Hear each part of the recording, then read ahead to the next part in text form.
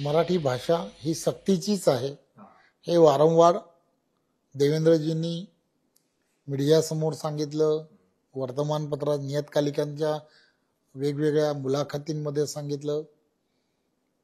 त्यानंतरच्या काळामध्ये आपण पाहिलं असेल की आता नव्याने कमिटी तयार केली आहे। कमिटीचा अहवाल येईल अभ्यास केल्यानंतर आणि त्या अहवालाच्या नंतर विधानसभेमध्ये तो सादर होईल आणि नंतर त्या संदर्भातला निर्णय होईल।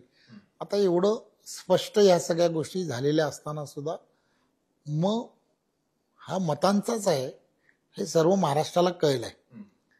त्यामुळे या सगळ्या गोष्टी राजकारणासाठी होत आहेत यात काहीच शंका नाही, परंतु या सगळ्या गोष्टींमध्ये येणाऱ्या काळामध्ये अजूनही निवडणुकांना फार वेळ आहे।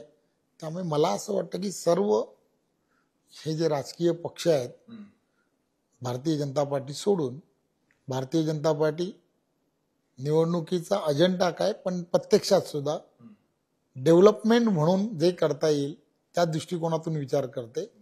बाकीची सर्व जी मंडळी आहेत भावनिक दृष्ट्या त्यांची राजकारण हे नेहमीच भावनिक दृष्ट्याच करण्याची त्यांची एक स्ट्रॅटेजी आहे आणि म्हणून गेल्या काही दिवसापासून हे असं होणार आहे याचं भाकीतच जसं काही देवेंद्रजींनी बऱ्याच वेळेला करण्याचा, जशा निवडणुका जवळ येतील तसं ही सर्व मंडळी हेच म्हणतील की महाराष्ट्र मुंबई हे तोडण्याचं काम केलं जात आहे वगैरे, हे सगळं त्यांनी वारंवार सांगितलं।